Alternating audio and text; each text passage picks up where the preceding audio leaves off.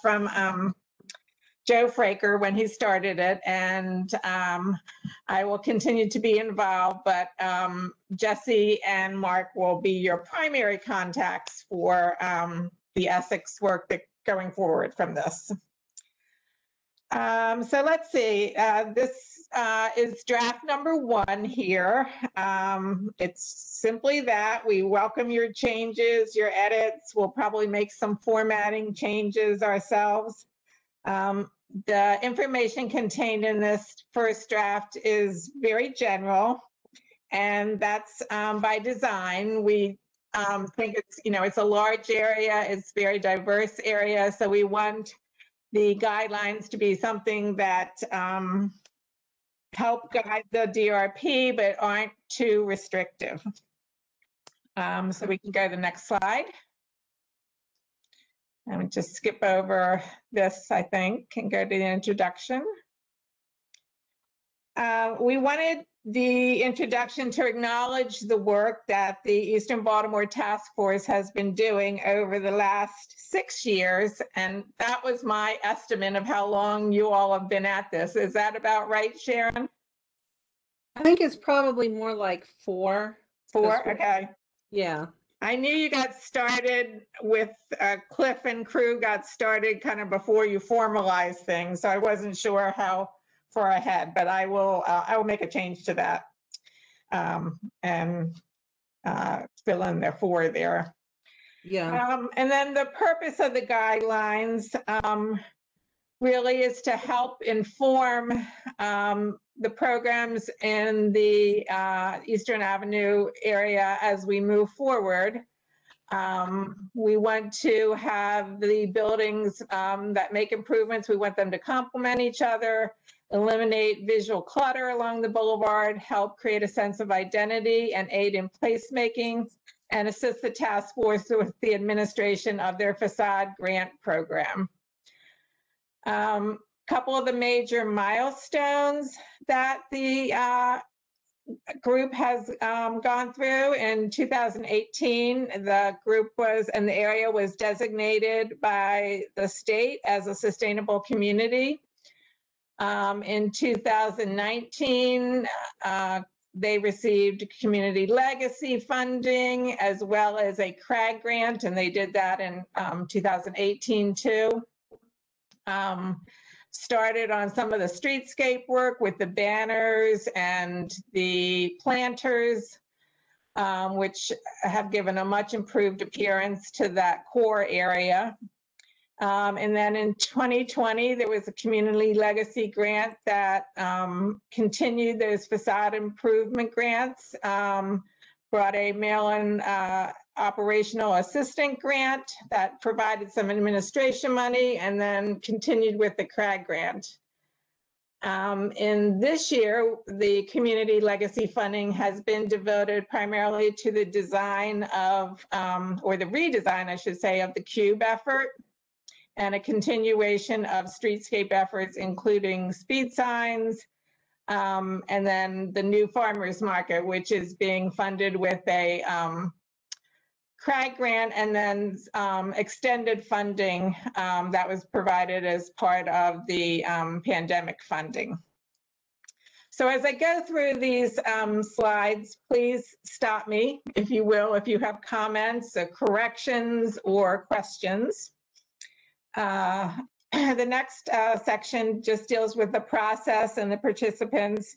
We started this back in the fall of last year. We put together an advisory group that we thought was representative of the community and the folks that have been working in the area. We had 3 virtual meetings prior to this one where we did a tour of the area. We looked at some of the existing built environment, talked about the boundary and expanding it.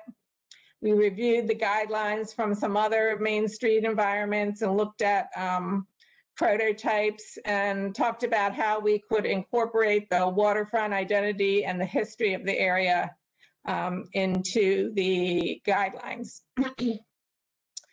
So the advisory committee was comprised of the following individuals and groups. Most of you are on the meeting tonight. If you see any body that I've forgotten, or have any corrections to anybody's affiliation or title, please let me know.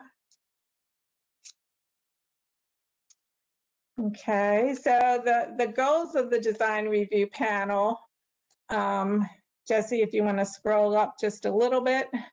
The panel is made up of architects, engineers, planners, and landscape architects, and they will review all the projects in the designated area, which we'll talk about in a little while. And as they go through their review, it's the following questions that they will really ask as they look at projects. And that is, how does the project relate in scale, height, massing, and design with the surrounding context? Right. Is the public realm defined and connected with street and sidewalk patterns? Is the landscape and site design appropriate for the surrounding context and proposed uses? Does the design improve the existing character of Essex? And does the project take an innovative approach to design, materials, sustainability, and public art? As we started on this project, the boundaries of the commercial revitalization area extended pretty much to right past Middlesex Shopping Center, from the old downtown to a little bit east of Middlesex, and then down Lower Back River Neck Road. The DRP boundary was a smaller area of primarily just what people consider the old downtown of Essex along Eastern Boulevard. And as our discussions went on, the group thought that we'd like to tie in the new development that's happening at Aviation Station and around there, and also make sure that projects on Lower Back River Neck Road are reviewed by the DRP as well. So we expanded the boundaries, or we are proposing to expand the boundaries to include those areas. And if we could go to the next map, we had to actually put the map on 2 pages, so we'll focus on this first page first. And excuse me, you all will have the largest commercial revitalization area that the county has. So starts at the bridge and extends down Eastern Avenue to include the properties just around Southeastern Boulevard and Old Eastern Avenue. It includes all the properties that are zoned commercial and have Eastern Avenue frontage. Same with Lower Back River Neck Road. And then if we could go to the next slide, Jesse. The extension now includes the buildings along Eastern Boulevard that are owned by the Martin Company and Aviation Station, and then some of the smaller commercial that's on the south side of Eastern Boulevard, getting towards the Bowley's Quarters area. As I was talking to Sharon about this, she was reminding me that as you get closer to Aviation Station, this area, a lot of people really think of this area more as Middle River than Essex. So that's something to think about, whether we want to call these the Essex design guidelines, or perhaps just stick with Eastern Boulevard and Lower Back River Neck Road. I don't know how folks feel about that, and how strongly people feel about the division between Essex and Middle River and where it takes place, but that's something to think about. Laurie? Yes. If I could interject here, this is Sandy. The round table has proposed a set of Middle River design guidelines to include Route 43. And I didn't know if you were aware of that. They are working on that currently. Do you know who they're working with? Because they aren't working with our department that I know of yet, not yet at least. I'm not involved. It was announced at our last meeting Obviously, Bob Bendler is heading it up. Okay. Laurie, if I can jump in here for a second. Mhm. Just recalling from the last Middle River Roundtable meeting to piggyback on what Sandy's saying, my understanding, and I can pull up my notes from those, is that they were planning on doing this kind of outside of the planning department, coming up with these recommendations and then submitting those recommendations to the planning department. Sandy, does that sound correct from what you recall as well? It does. I mean, for a variety of reasons, I have an issue with both of them, which I'll get into at a different time. But yes, that does sound similar to what I remember hearing. And I can follow up with you once I get a chance to find my notes again, Laurie, and look back at them. Okay. That's the so- impression I got as well. Is the information on the proposed Middle River guidelines, then it includes Route 43 and including Aviation Station? Or is it Route 43 down to? Laurie, if I could take a moment. Okay. Aviation Station is governed architecturally by the National Park Service. Mhm. We're an industrial site and we're required to remain design-wise an industrial site. And we don't think we fit into this at all. We have to pass everything by the National Park Service and they make the rulings. They do not look at us as a commercial site at all. We are not allowed to be a shopping center in their terms, not allowed. And there's other things. So we just don't think that we fit into either, and I said this to Bob Bendler, either a Middle River program or an Essex program, because we have all sorts of regulations by the National Park Service because they have an easement on this property, on Aviation Station. And let me be clear, they have an easement on 50 acres of Aviation Station that they control. And like with any legal easement, they determine what's acceptable and what's not, and what the rules are. And we have to live with that, regardless of what any of us might think.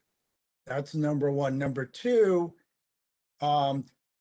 they reserve the right on the rest of the area of Aviation Station because in its historic day during World War II, it was all one site. Mhm. To review anything that goes on the rest of it as well, not through controlling the easement, but controlling the tax credits. Okay. So they totally control us. And no matter, quite frankly, what any architectural group might think, it doesn't matter. They control the design of this site. And therefore, I think it's very frustrating for you or any design review panel or Main Street group to try and have any effect on the site, because we own it and we don't have any effect on the design. They tell me what goes on the signage. They actually control what the verbiage is on the signage. Okay. Well, does anyone else have any thoughts on the inclusion of that parcel? I mean, we have other areas where there are, there are two governing, or more than one, I guess, governing set of regulations, and one overrides the other. In this one, certainly the historic building and the actions that have to be taken with that would override these general guidelines. But you would be, if you were in the commercial revitalization area, you would be eligible for the programs and the tax credits provided through that those programs too. And the design review panel would probably be for instance, like on some of the pad sites that you may be considering upfront that aren't part of the historic building.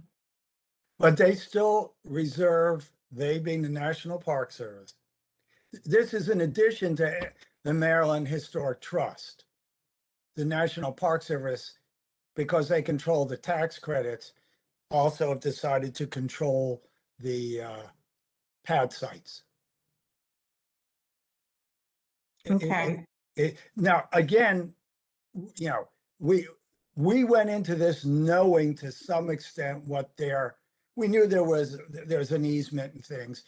They have certainly extended what we thought was their realm of interest, but we're stuck with it because we need those tax credits. And we can't do anything without their okay. And like I said, it gets down to where we plant a tree, where there's grass. I mean, as they say, there was never a park at this particular location, nor will there be in the future a park. So I can't even plant 10 trees together because it seemed to be a park. Okay, well, why don't we, with that information, I will look into that.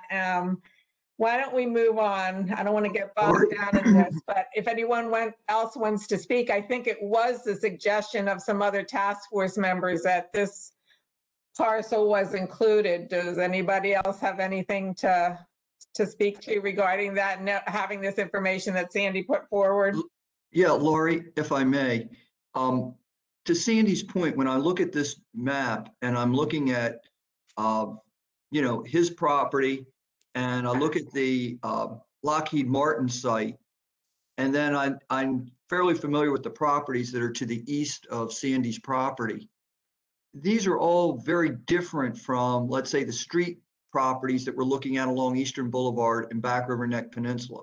I mean, if you're going to redevelop, let's say, the Lockheed Martin site, that is a humongous site that to me would generate its own design, unique design, and imposing guidelines on that is almost as futile as trying to impose guidelines on Sandy's property.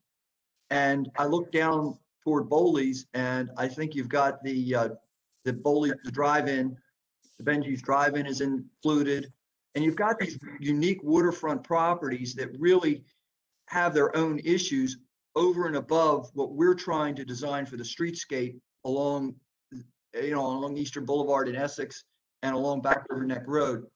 And maybe the issue would be just to delete this portion of the plan, because I see this as sort of, you know, having unique issues that you can't sort of craft in the streetscaping that we're trying to do with the other sites.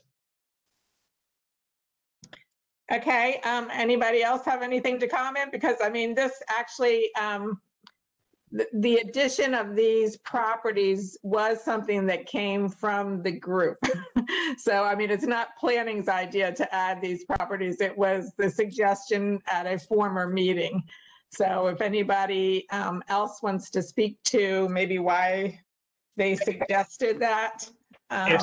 Chime in. I think that when it was discussed initially, most of the focus on adding anything kind of in that 21220 zip code was geared more towards the, I guess, between sort of where Old Eastern Avenue ends and where Gershbacks is, that sort of Kingston Lane or Kingston Avenue area there. I didn't think there was the intention to necessarily go down beyond Martin's and go to Sandy's property and into Bowley's, as John and Sandy both had articulated. That area is separate and unique from the challenges that I think that we're addressing in that Essex corridor and in the Back River Neck Road corridor. And I don't know that if it's necessarily appropriate to mesh those two all together.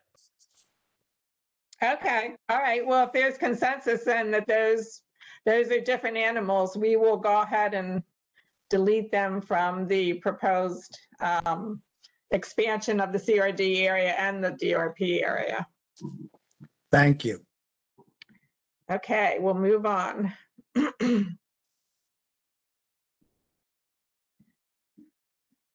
So the first section of the draft deals with what we are calling downtown. I had called it Main Street originally, and I wanted to focus on kind of that core area where we've been, working and doing the banners and doing the planting.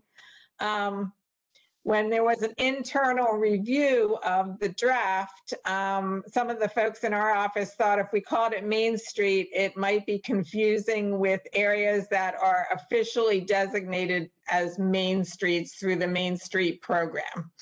So I just revised it to be downtown, but if anybody has a better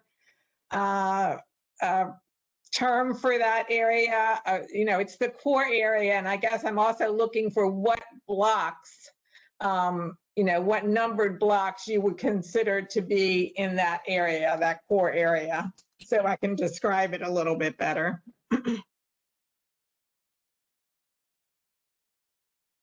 Sharon, anybody from the task force? Could also be just commercial district, and I need to pull up a map to take a look at the 100 blocks. But Well, the commercial district goes all the way from the bridge up through Middlesex, really. I mean, if you look at the zoning and you look at the office uses and the commercial uses along there, I don't think there are too many residences left. I think you're probably looking at, with this kind of treatment, you're probably looking at what, the 400 or 500 blocks of Eastern Boulevard for sure. And you could expand it, I guess, a little bit east or westward, to the 200, 300 block, 200 and 300 blocks of Eastern Boulevard. I mean, That's literally what you call heart of Essex. You get past the 500 block of Eastern Boulevard, and then you get more of a detached dwelling that has been reconverted over, or different kinds of businesses. So I think 400 or 500 block, maybe you can expand it a block one way or the other. Okay. Could you say Back River Bridge, John? I have no problem with that. I mean, that first unit block, if you will, doesn't have much in it. It's the park and ride, and then you get into, but you have a picture in here of the Fruit Mart, which I guess is about the 200 block. 100 or 200 block is the fruit stand that you're. And the shopping center with the diner in it. Yeah, that's what I was going to say. I mean, even going back down towards Aero Motors, I mean, the diner, that newer shopping center with the dry cleaner and where the 7-Eleven was. I mean, I think that's very much all part of what we would look to include here. Well, I mean, and you're planning your cube in there to replace the cube, all that. So you could, if you wanted to use the cube as your landmark, you could take it from the cube up to say through the 500 block. Okay, I think that makes sense. Okay, and are people comfortable with calling that, since it's Main Street seems to be a little bit confusing, with calling that the downtown, distinguishing it from the other parts of the corridor by calling it downtown? Sure. Okay. I don't know if the residents of Essex would like that, but I get the point. Yeah, I mean, if folks can come up with something different, I'm all ears. So, okay, so storefront facades of new or substantially redeveloped buildings on Eastern Boulevard should be varied, reflective of the diversity and personality of individual tenants and of the few historic buildings that still exist. This section deals primarily with, existing storefronts that we want to be inviting, open looking, architecturally integrated into the block, have the buildings complement each other. So the building should provide open and inviting facades. Entrances should be oriented to the street. Ground level space should be developed to provide interest to pedestrians. Ground floor openings should relate or align with upper floor openings. Storefronts should contain transparent glazing such that the activities can be seen. Awnings or canopies should be used to reduce the glare and the reflection on the glazing, so that the pedestrian can see through into the storefront, and it provides some protection. And building facades should generally align with one another at the point where they meet the ground. In other words, align with a continuous facade and a build-to line. Anyone have any thoughts, additions, deletions? one thing that I did want to bring up, and I don't know if it's necessarily specific to solely the downtown or something that I would like to see encompassed in the majority of the plan, would be tackling the issue of those roll top security doors. Oh, yes, you did email me about that. Okay. Yeah, let's see where that fits in best as we go through these guidelines. Kevin had mentioned, well, why don't you go ahead and speak to your issue, Kevin? So one of the things that I notice in going up and down either Back River Neck Road or looking at the downtown business corridor in Essex is the issue of the roll top security doors. It's not necessarily something that's overly inviting. It's not something that speaks to a welcoming Main Street. It kind of gives that opposite vibe. And from an aesthetic standpoint, it typically ruins the facades of buildings, and it's just not very aesthetically pleasing. And the thought was not necessarily to totally discourage the use of them, because sometimes there is a practical use, but to instead maybe encourage the mounting of those on the interior portion of the store, so that when you would lock it up at night or you would close it, it wouldn't have that sort of imposing feel on the outside of the building. It would still provide you with that security, but with it being on the inside, it wouldn't have that negative appearance to the public. Could that Okay. be under providing open and inviting facades? And buildings should provide open and inviting facades and just add even when closed? That way it's not specific, it just keeps it more general and can include what Kevin's talking about.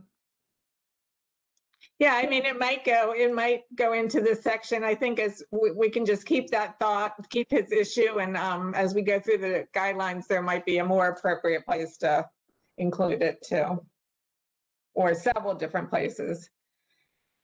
Okay, Jesse, you want to move to the next slide, please? So this section is on signage. We want to make sure that signage is complementary to the building. It does its job in terms of identifying businesses, but is not overly spacious in size, and doesn't become, really visual clutter with too much signage. So here we have tenant signage should be integrated within the architectural features of the facade and complement the building's architecture. Signs should be lit to encourage continuous activity within the district and provide security. Creative use of lighting signs should be encouraged. Signs should not be designed to maximize square footage, but rather to enhance the graphic impact to the pedestrian. Signs in windows should allow for pedestrians to see through and not be placed on solid color backgrounds. For a building without windows, small merchandise objects as the signage for the store could be artfully displayed and create a market identity. Creative logos with signage text should be encouraged. Tenant signage should only be located on the ground floor of the building, adjacent to the location or within a joint identification sign. Signs should be made of durable, high-quality materials, excuse me, and signs should be illuminated from an external light source. So basically, we're looking for signs that are lit and active, both in the identifiable, both in the day and nighttime, but not these big internally lit signs, but something that will be lit with either gooseneck lighting or up lighting or some kind of creative lighting around the corner of the, around the edges of the sign. And then also using business logos that are creative to create signage. Any comments on those? Or also, as we're going through this, if you'd like to comment on the graphics, you like the graphics, you don't like them, you don't think they should be, they should exemplify what we're trying to achieve, or they don't, let me know. Lori, I did have a question. Is the Fruitland sign what you're looking for or what you're trying to avoid? I mean, I read the criteria and I saw the Fruitland sign and I went, oh, well, if you're gonna allow Fruitland, then you could pretty much allow almost any kind of sign. I mean, it's probably the biggest single sign in Essex. Yeah, Jesse and I like it, but I can see your point. So if you don't think it is, I mean, it's not that large in comparison with the size of the building. It is a large sign, but it's up to you all. I was just sort of curious to get a feel for what it is you were looking for, and I wasn't quite sure which side of the aisle you were coming down on with it. How do other people feel about it? Well, Laurie, I have a comment. I happen to have liked the picture of Fruitland. I thought it was warm and fuzzy and the kind of business I'd like to be able to walk from my house to. Right. And the sign didn't bother me. I do have a question as we're going through this section by section.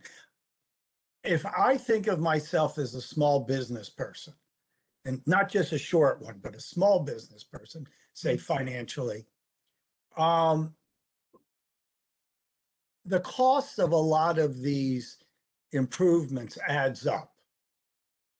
And I might be frightened away from Essex. And I might go somewhere where there's not all these rules and regulations. And as I see as expenses, and in some cases, front-end expenses, the worst kind of expense for a small businessman. And I was wondering if you, and I don't mean you personally, but if the governing body of this program has funds available for small business people. And maybe that should be stressed early on in this program so that they realize that they can apply for funds in order to implement this program. Yes, okay. Let me say a couple things. Excuse me. First of all, I failed to say this at the beginning of the meeting, but these are guidelines.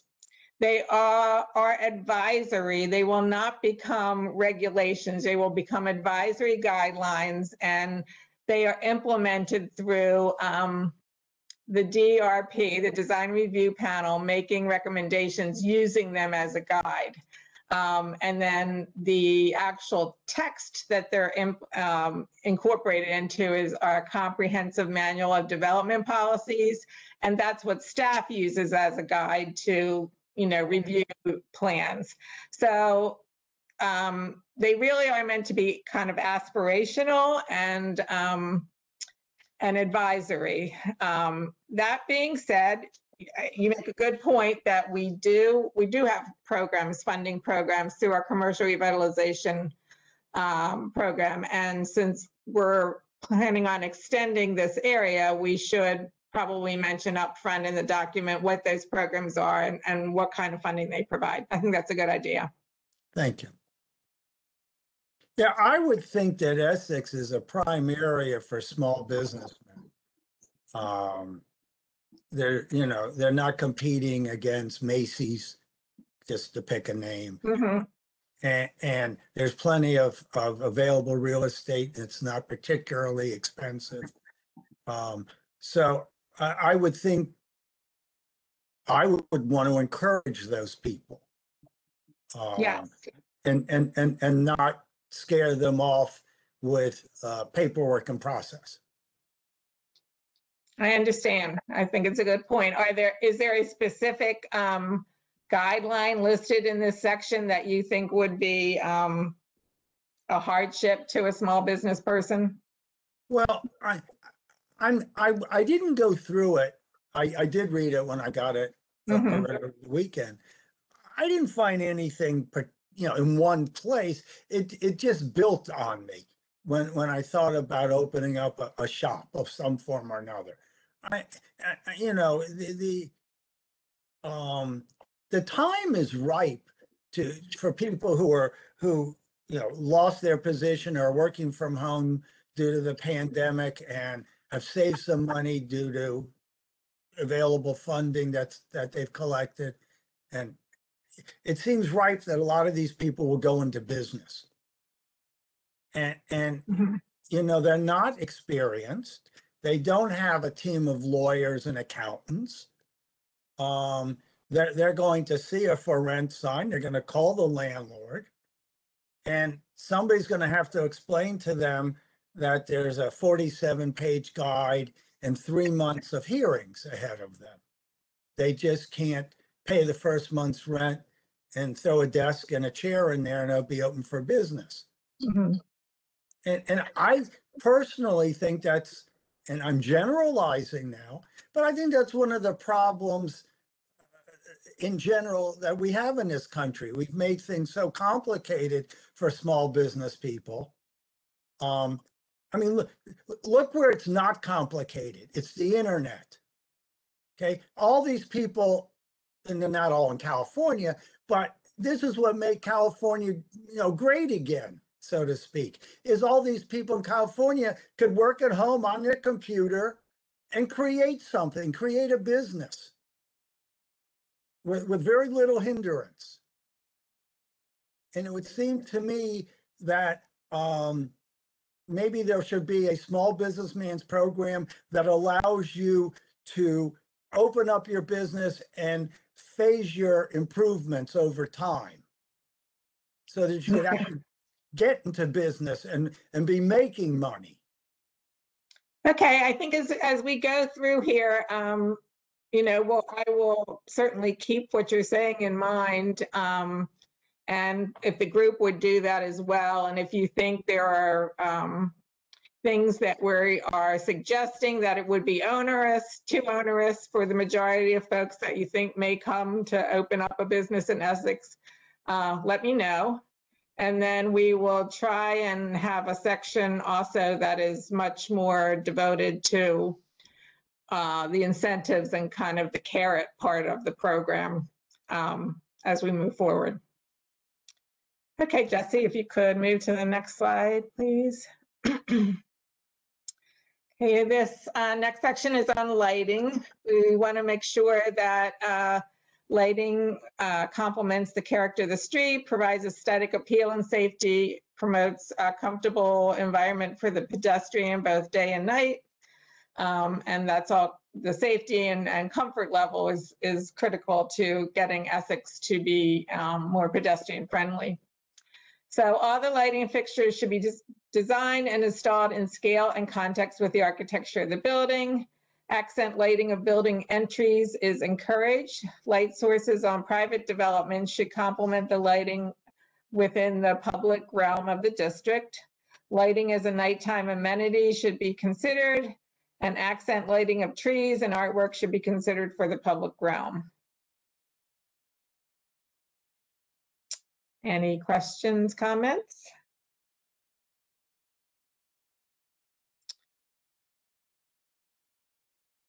Okay, we'll move on to awnings. Excuse me, awnings add visual interest to the pedestrian environment. They reinforce building patterns and rhythms and create shade and comfort. So awnings should be constructed of canvas or fire-resistant acrylic material.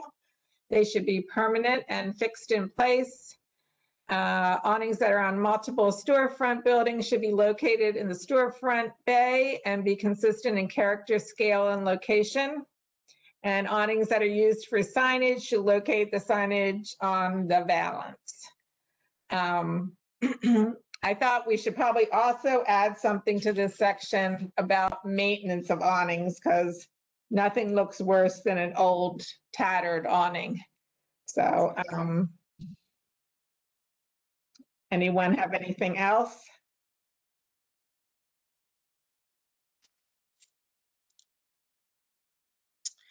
All righty. Do folks think the photo that we use pretty well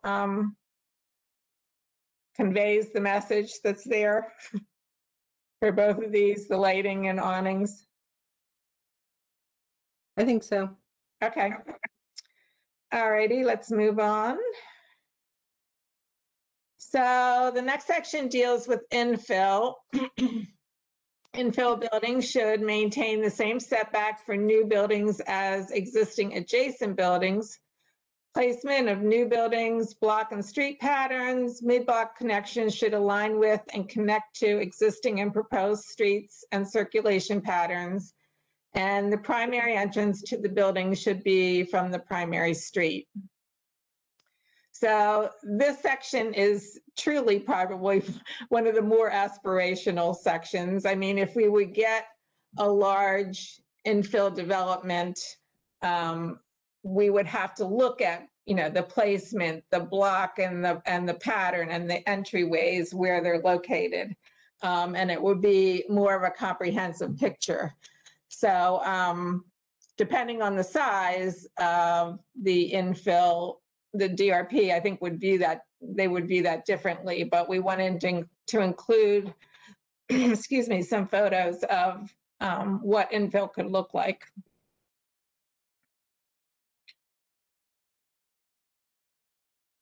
Any questions, comments on this section? Laura, this is Marta. I agree with your approach. I think DRP is always suggesting in more details once they see actual design. So I think it's a good approach. Okay, thank you. All right, we can move on to the next slide. So this section is on conversions, and it deals with the residential properties, you know, properties that were built as residences that, because of the traffic volume and the zoning changes, are now either commercial or office or home commercial properties. And a lot of this language was actually taken from your original design guidelines put together in the 80s, I do believe, because really the approach to these buildings has not changed that much. We want to try and keep the residential scale with having the front porches be maintained where practical, having window frames and finishes be compatible with the colors and textures of the building, avoiding conflicts in style by putting large commercial windows in residentially scaled buildings, retain or adding window boxes or landscaping. Upper story windows should be considered and treated attractively if there are upper story windows and not boarded, not closed off. Signage should be made small scale to fit with the image of the building. Entrances should be made ADA accessible when possible, and temporary signage such as the nylon flag type things should be avoided. And I don't know how everybody feels I about think your this. ADA reference is very apt, because I think a lot of these references, a lot of the ADA, to have it accessible for ADA, I think is going to require some architectural changes to some of these. Mhm. So like Mhm. porches and things like that, you're going to need ramps or some way of getting up and on into these sites. So I think, you know, they're going to have to be integrated somehow into the architecture of the site if you're going to make some of these conversions ADA compliant. Okay.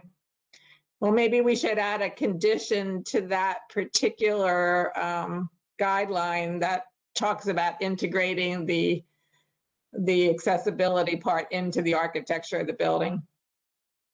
Okay.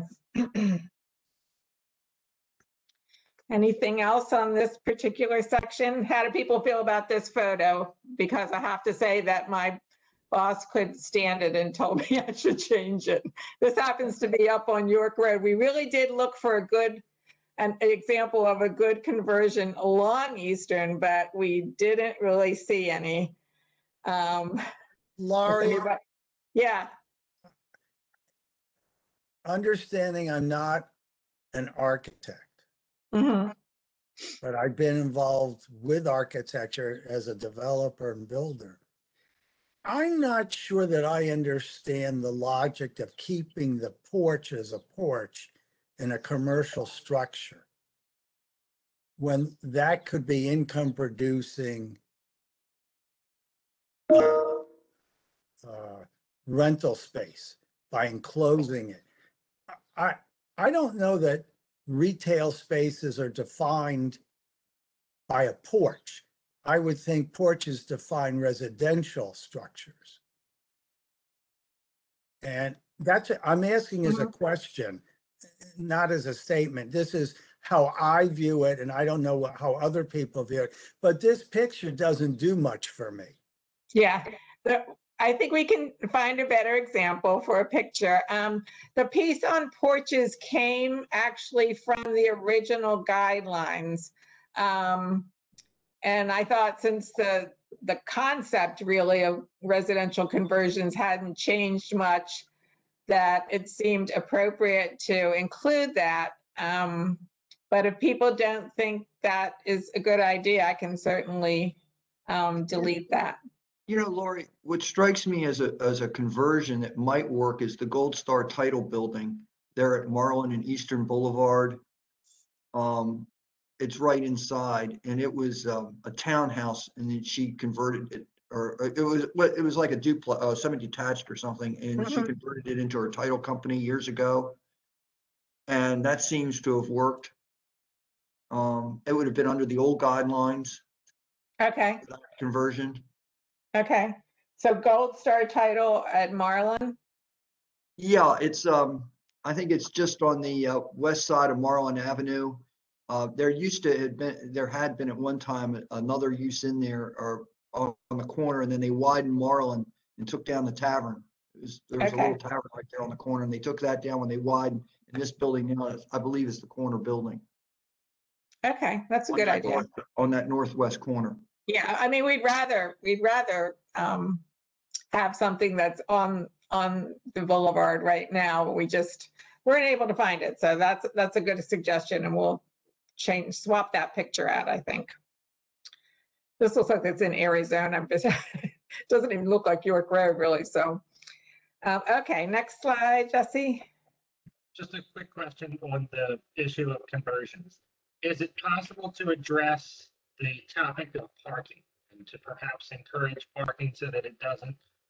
And so just as an example, let's say the picture that you have here presently for the dental office, so that it wouldn't discourage paving over the entire front lawn to make that into a parking lot. Maybe perhaps to scale parking appropriately or encourage parking so that it doesn't overpower the site or something to that degree, so that it still kind of maintains a little bit of that residential character, which is what I think the intention of that provision was for. Yeah, I think that's good. I think we can probably say that two ways. We can talk about enhancing landscaping if there is a front yard in the to the structure, and then keeping the parking area as small as possible so it doesn't overpower the facade. Okay. All righty. So the next section deals with new construction, and this would be, could be for the older part, but this primarily deals with the section of the corridor as it widens and gets to be less of a Main Street environment and has more shopping centers and that kind of thing. And then also probably deals more with the Lower Back River Neck Road area. So general principles are newly constructed sites should be developed for high quality mixed use comprised of commercial, residential, office, and entertainment uses. Building facades should be visually active and scaled through the interaction of architectural detail, materials, texture, and color. Each use with exterior street-oriented exposure shall have an individual public entry from the street. Buildings should be inviting places that interact with the life of the street. They should line the sidewalk and frame the public realm. Variation in building scaling and detail should relate to the function of the pedestrian activity. Design of new development that is directly contiguous to single-family residential communities should respect the scale, form, and development pattern of existing community. Building corners should be given special treatment. That could include signature entries, special roof shapes, or iconic architectural elements. And new buildings should be contextual in scale and style to the surrounding structures where practical.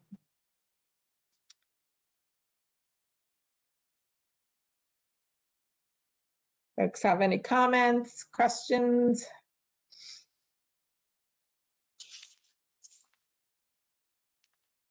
Looks good. Okay. I think that photo is good in that it shows I think a good choice of materials. It shows the upper floor windows aligning with the entrances and windows on the first floor, and the signage. I mean, I think it's just shows a number of things well that we've talked about already throughout the guidelines. All righty. Next section deals with parking lots and parking structures. The design of a parking structure should be architecturally integrated with the design and structure of the building they serve. Facades on parking structures should be activated with ground floor uses and pedestrian amenities. Surface parking lots should have shade trees planted throughout them and be screened by architectural and landscape treatments. Proposed landscaping, walls, or fences should be used to screen the view of parked cars and to soften the landscape. Surface parking areas should reflect the character of the district. Parking structures and lots should be adequately signed for easy identification. And crosswalks from parking areas to businesses should be well marked and adequate.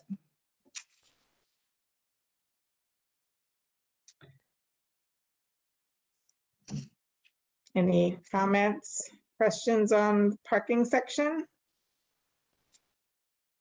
Well, the day we get a parking structure in Essex will be, I know. the day that we'll all be cheering. That's right, when you get all that business. Yeah, I'm not sure we want to put too many restrictions on it. It could also be the revenue authority. So we have to be a little bit careful as to whom we're speaking about, but I think that would be greatly anticipated. Mm-hmm. Yeah, that's one of the aspirational sections of the I guess we just want to make sure that if a structure like that is built, that we get some ground floor activity and it doesn't just become a big monolith in the middle of the community. All righty, if we could go to the next slide.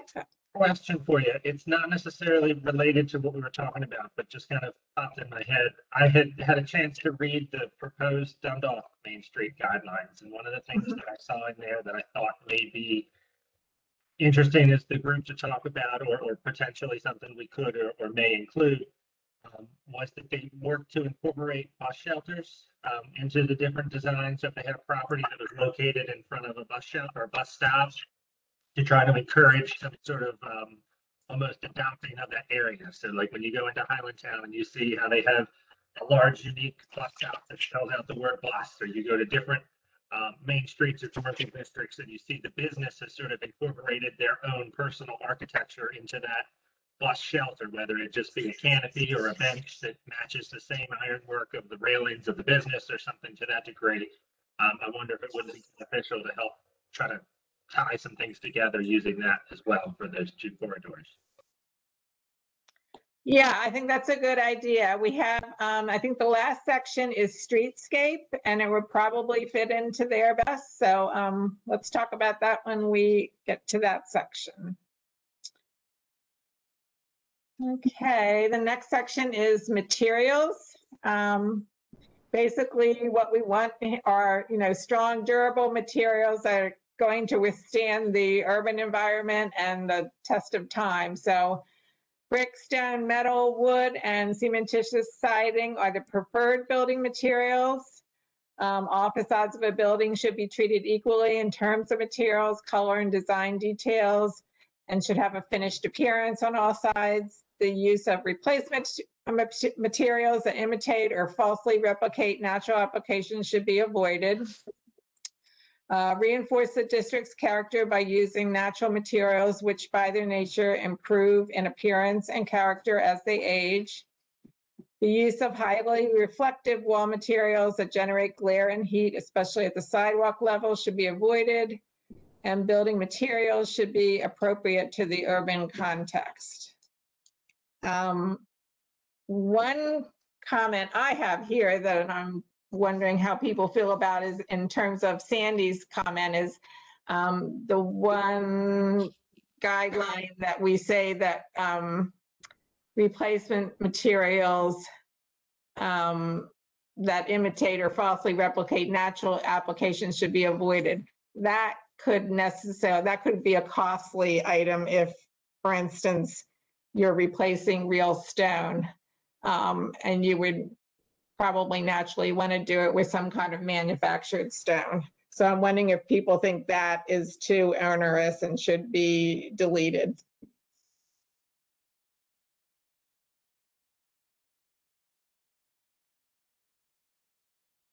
Anybody?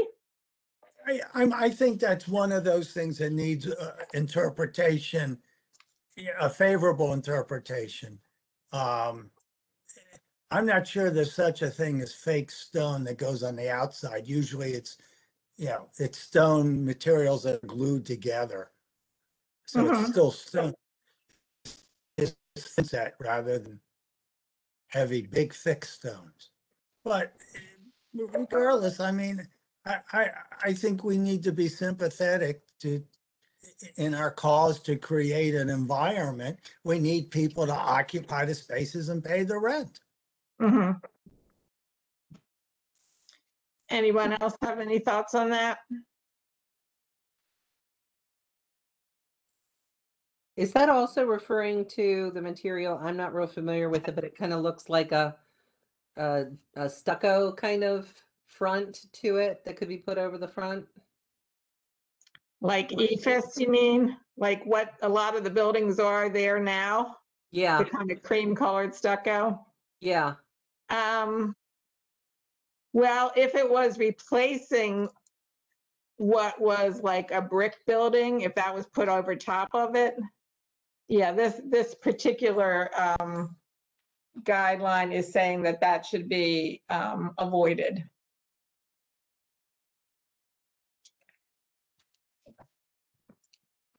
Okay, well.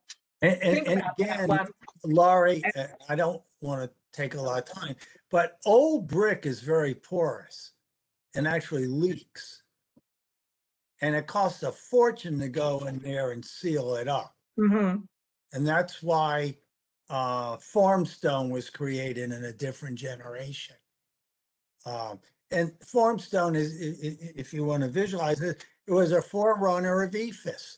It was a plastic thing that covered the brick and waterproofed it at an affordable price. Okay, well, that's why I'm asking, because as I took a second look at this in light of some of the earlier comments that we don't want to make this, too hard for people. We want to, provide them with some incentives that perhaps it should be that particular guideline should be rethought. And so I will do so. We can move on to the next slide, unless people have any other thoughts on that. Okay, signage for new construction or in large multi-tenant centers should be coordinated to create a consistent style of building identification. Comprehensive signage plans for buildings and businesses are strongly encouraged. Signs should be proportional, graphically interesting, and appropriate to the area. They should be designed, again, not to maximize square footage, but instead to maximize the graphic appeal. Should be designed with consideration to the structure, the materials, the detailing, and installation requirements, such as that they are adaptable and repairable as tenants' needs change. And this guideline goes particularly to joint identification signs that are in like some of the shopping centers. As the tenants change, we want to see a sign that would be able to adjust to having new tenants labels and signage go into those signs without a lot of alteration to the sign. And then sign character that is expressive of the individual owner, and overall community identity should be encouraged.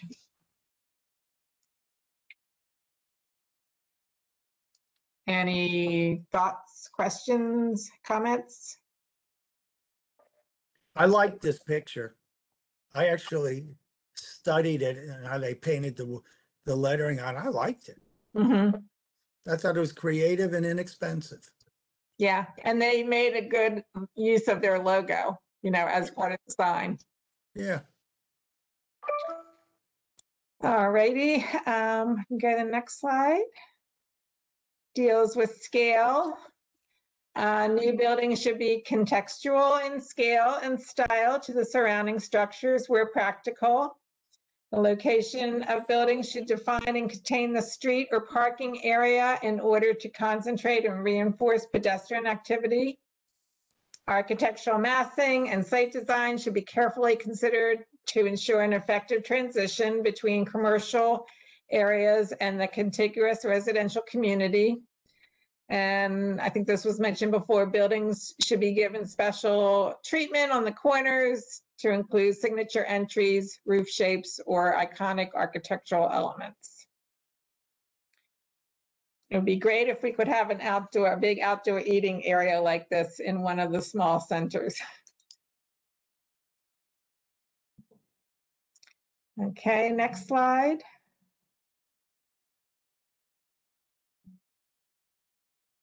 Okay. So the next section deals with gateways and area identification. And the first part of that is a little bit about the history of the cube.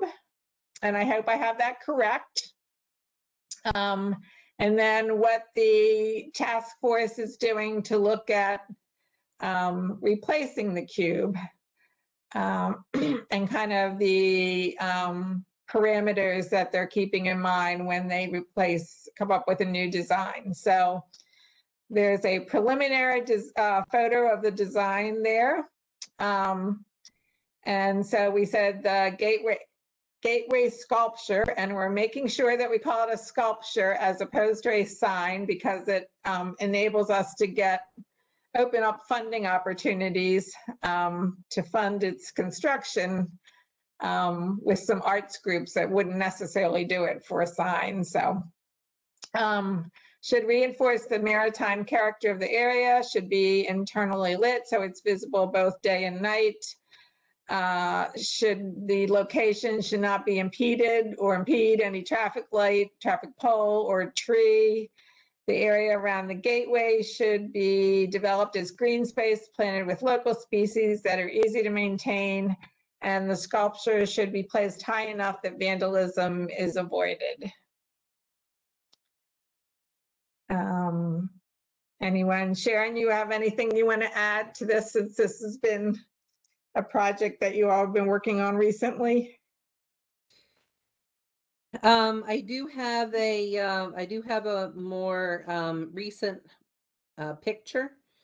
Okay. Of what we're doing with with what was shown at the meeting last week. But this does give people an idea of what's being discussed. Okay. Yeah, and I'm not sure whether we can fulfill the thing about the being placed high enough that vandalism can be avoided. But I think we can probably say that maybe that the landscaping around it should help to impede vandalism. Because we're talking about rocks and whatnot, not putting it 12 feet in the air. Okay. We'll figure out a way to massage that a little bit. All righty. The next section deals with treatment of special places on the corridor. And this was really something that came from earlier discussions of the group. Changes a little bit now that we've decided not to include the area all the way to Aviation Station, but I think there are still some places along the corridor that we'd like to see marked in some way to kind of just weave the long corridor together in terms of its image and its placemaking. I did not suggest how to do that, but I came up with some areas where I thought it made sense to do that. It can be done with art, it could be done with community signs, it could be done with markers. I guess I'm looking to the group to see if they're interested in that and what they think will look good or work there. So it would start with the cube at one end, and then the next place would be Eastern Avenue and Marlin, then Eastern Avenue and Old Eastern Avenue, Lower Back River Neck Road. And then I had Eastern Avenue and 43 here, but I think we would probably take that out since we decided not to go that far. Do people have ideas about, well, first of all, about the locations? Are these kind of the correct places along the corridor where you would want to mark something?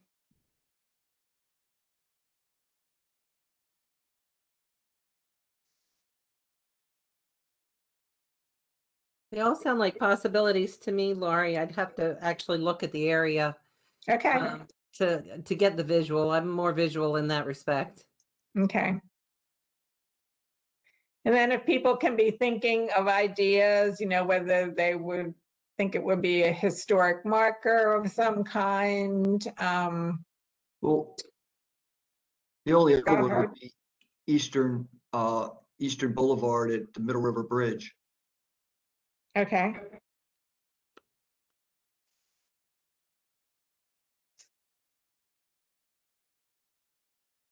All right. Okay, and then reinforcement of the maritime theme is just another way to really bring the corridor together and start to repeat the theme that will be initiated by the cube.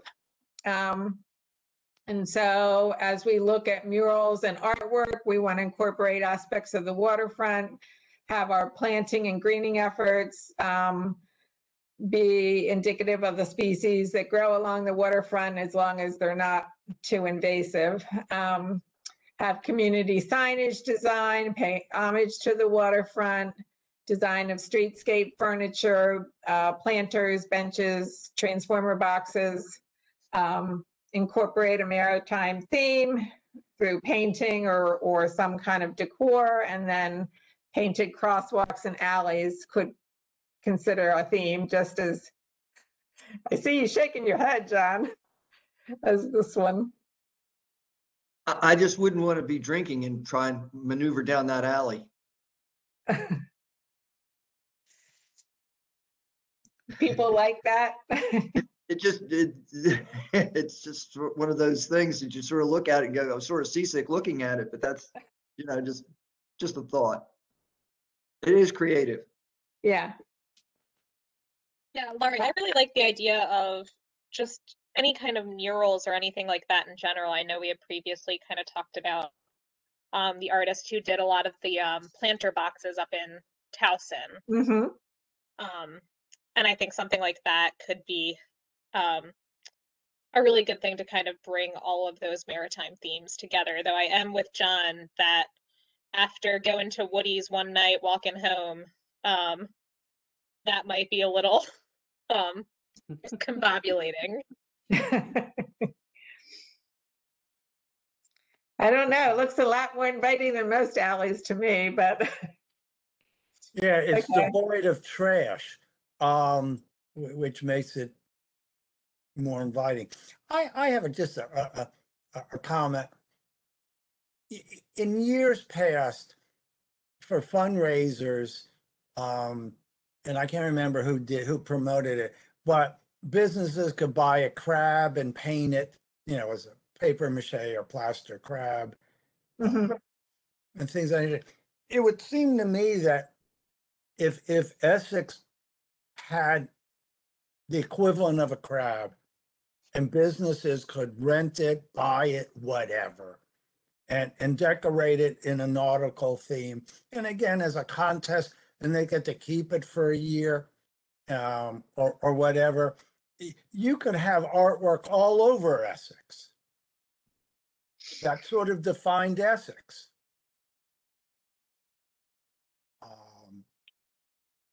And it seems to me it shouldn't be limited to just, you know, people who can who can invest in a new building or, you know, build an alley. It should be everywhere in Essex. This is what makes Essex unique. We have our own thing. To build on that, Sandy, I think they had a contest, didn't they? I look at, you know, where they take a theme like a fish.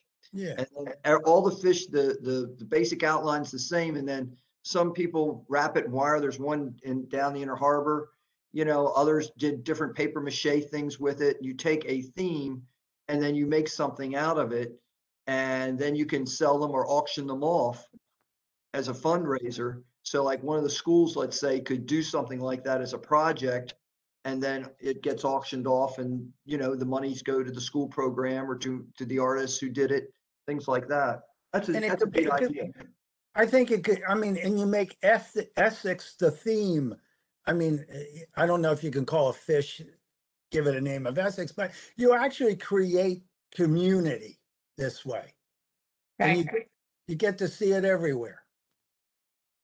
I agree. This is, I mean, this maritime theme, and, you know, there's certainly other themes that, that would be appropriate for Essex, but just starting to repeat something all the way down the boulevard starts to bring the area together and starts to give it an identity. And so that's what we're really trying to do here. And a lot of these suggestions are suggestions for the public realm, and not just, you know, someone's private property. So I think we'll see some more of that on the next slide when we look at streetscape. Oh, maybe that's the slide after this. So the next section deals with environmental sustainability. Sustainability is going to be a big concept in our upcoming master plan.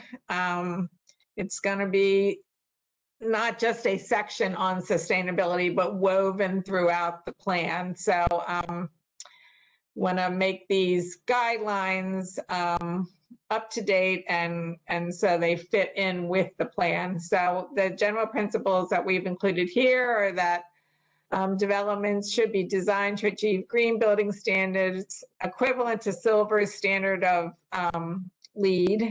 Information substantiating compliance with LEED standards should be provided to the DRP upon request. That might be one that's a little bit more restrictive than folks would want. Preservation of existing trees and planting of new trees is strongly encouraged. We have planting guidelines here for the size of the tree pits and the preferred size of the trees and the species of the trees that do well in an urban environment. The minimum caliber size of new trees for understory that, again, would do well in an urban environment. And then stormwater management should be incorporated into all development projects to reduce runoff, improve water quality, and increase groundwater recharge. The use of green roofs, cool roofs, and solar panels should be considered for both aesthetic and environmental benefits, and sustainable site design achieves a balance between development priorities, environmental practices, and enhances the desirability of the area. So these are all just, you know, general sustainability principles that are going to be woven throughout our upcoming master plan and through all the plans that get adopted as parts of that. Any questions or comments on these? I have a, go ahead. Go ahead. Is that Marta? Yes. Go ahead, Marta. I want to hear what you have to say and then I'll comment. Is that Sharon? Yes. Hi, Sharon. So yes, just question. Did you consider any informational stands to educate people about the sustainability, or probably this is related to other section or history or any other layers that we're trying to weave into the design guidelines? I'm not sure I understand your question more. I mean, informational stands, when you walk on the street, you can read something and learn something about sustainability or stormwater management or. Okay, I see. No, we didn't, but that's a good idea. Okay, that's all. Thank you. Sorry, Sharon. No, that's good. I think I would have to look up these street trees. Just looking at the selection there, it's looking kind of specific as to what is allowed. So for instance, I don't know all the different trees, but one of the things that's been highly recommended for us is a crepe myrtle. And I don't know whether that falls into any of these categories. It doesn't for street trees. Were you looking at the crepe myrtle for like the planting area around the cube, or were you looking to plant it along the street? Along the street. Okay. So I don't know. We've had a few recommendations. This just looks, I guess the point I'm trying to make is maybe not be so specific about exactly what trees will be allowed. Yeah. And just say that they perhaps should be selected from an approved group. Okay. Or we can say these are the preferred, and that way it would not eliminate the others. Marta, you want to chime in, Marta, since you're very knowledgeable about tree species and what does well in the urban environment? Lori, I agree. We could have suggested list like we did for Towson when we did suggested tree list, and then we've encouraged native plants.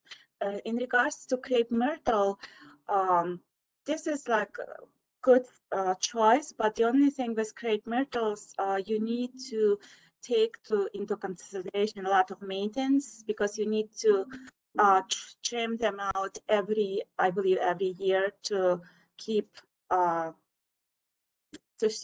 keep shape, and so those kind of things. Okay, I think we can expand that list. I think what this particular guideline was trying to do was suggest trees that would be able to withstand the environment and would, when they were grown, provide a shade canopy along the street, which is what you want to make people more comfortable. So, and then, they wouldn't grow too large that they would uproot the sidewalk or the tree pit or anything like that. So these are the ones that have been suggested as the best, but we can expand that list to include some others and just say certain ones would be preferred for along the streetscape. There was something else that somebody recommended to me about some kind of a barrier that you put in under the ground to help direct the roots a little bit. And I don't remember what it was called, but basically that is supposed to help keep it from uprooting the sidewalks and whatnot. Yeah, I think probably Marta suggested that to you. I think it's called a root barrier. Yes, it is called root barrier, and there are specific requirements for specific tree pits. It depends how large the tree, the species that we're proposing, because every species has different root types. So, but yeah, these are very helpful in terms of avoid future sidewalk future sidewalk issues, like trip and falls when roots starting growing out and destroying sidewalks. Okay, we will add some language about root barriers. I think that's a good idea. Okay, Jesse, if you want to go to the next slide, please. So this is, excuse me, our last slide. It's on streetscape. So we want to locate well-marked crosswalks in all areas where increased pedestrian access is warranted. Develop protected bicycle lanes to reduce reliance on vehicular use and slow traffic. Bike lanes should be protected with spacing from traffic, with curbs, bollards, landscaping, or flex flags. We want to incorporate bump outs, which is the photo that you see there, or curb extensions to narrow the street at intersections where increased pedestrian pedestrian safety is warranted. And this reduces the distance for pedestrians to cross. Incorporate canopy street trees wherever feasible. Trees make the commercial environment more accommodating. Incorporate stormwater management landscaping like bioretention and native perennials.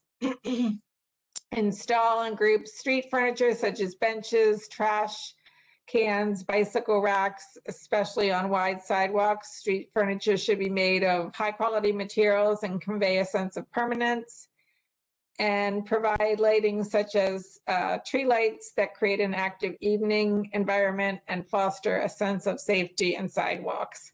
And I couldn't help but think of your built-in tree pits along the sidewalk there with this bottom picture, because they have the big square permanent planters there, and it looks like they've just grassed them over. But that looks very similar to what you have in terms of how wide the sidewalks are.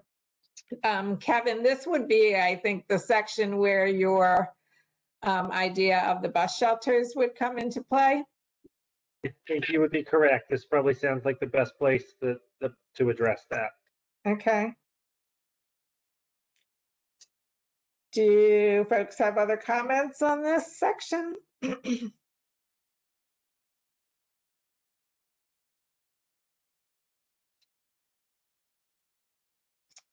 All righty. Well, this is it for the first draft.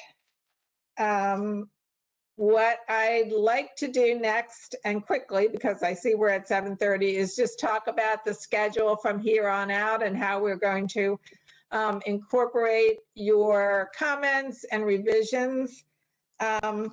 We would like to get this to the planning board on June the 3rd for introduction. And to try and achieve that schedule, what we'd like to do is ask everyone, in addition to the comments and the edits that you gave tonight, to send me any additional comments or edits after you've had a chance to relook at it or think about it by Friday the 21st. And then if the group feels that you would like to meet again, I'm suggesting meeting on the 25th, which is a Tuesday, to talk about the revised draft. We won't go over it in as much detail as we did this evening. And that would get us to the June 3rd introduction date for the planning board. At that meeting, all we're really asking is that the planning board schedule a public hearing, and then the public hearing would take place on June 17th. That would be an opportunity for the public, it's held virtually, but for the public to view the virtual meeting and make comments. And then after that, it would go to a vote. Once the planning board votes on it, it then goes forward to the council. And the county council will have 3 jobs basically, and that is to, well, 3 resolutions created. That would be to extend the commercial revitalization area, extend the design review panel area, and introduce a resolution to adopt these guidelines. So that's how the timing would work if people are comfortable with that timing. As far as how the DRP actually meets and works, I can include some more information in the draft on that. Jesse just had up a minute ago, if you could put that back up, a section on our webpage that describes how often they meet and what they look for, what section of the code enables them to do their review, how information is presented, and then how to provide comments. So what would happen after we go to planning board and after council would adopt these resolutions would be that anytime someone submitted a permit application to do something to the exterior of a building in the defined area, it would be reviewed flagged and reviewed to our office. And we will make a determination as to whether that should go to the full panel, the full design review panel, or that it was a small enough thing that we could do an administrative review. And basically, I think I could write up for the next draft a small addendum that would describe that process and how we would make that determination. So that's kind of what I'm thinking of as future steps if people are, excuse me, if the people are okay with that scheduling. I know it's a little quick. The only reason I'm trying to get it in by June 3rd is that the planning board won't meet, nor will the design review panel or council in August. So we'd have a long break then before we could bring it back in September if we can't get it done in June. Excuse me. Do you think this would be an appropriate place to talk a little bit about the commercial revitalization programs available through the county too? Yes, definitely. I think Sandy brought that up, and I think it's a good idea that we kind of bolster them more within the document.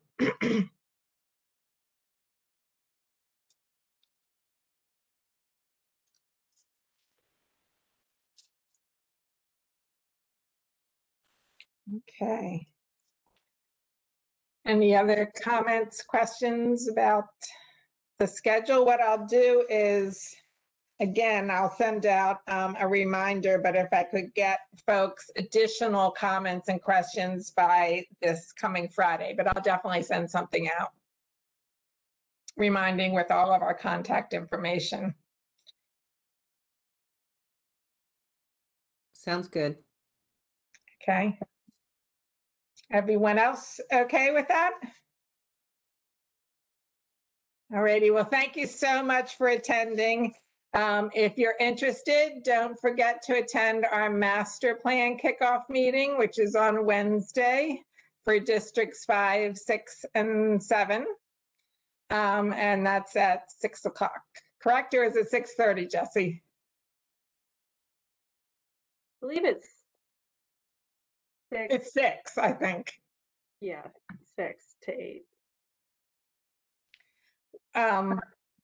If you need more information on it, you can go to our the webpage, planning's webpage. 6:30. 6:30. Sorry, 6:30, folks. And join on our hub page. There's a join button, and once you click that, you'll be kept up to date on all the coming activities. But this first kickoff meeting is Wednesday at 6:30. All right, folks, thank you very much. Nice job, Laurie. This looks Thank you. looks really attractive from a design standpoint too. So You have Jessie to thank for that because she did the formatting for thanks, me. so. Jessie. It looks good. You can tell a lot of work went into this. Thanks, guys. Thanks very much, everybody. Good night. Bye. Good night.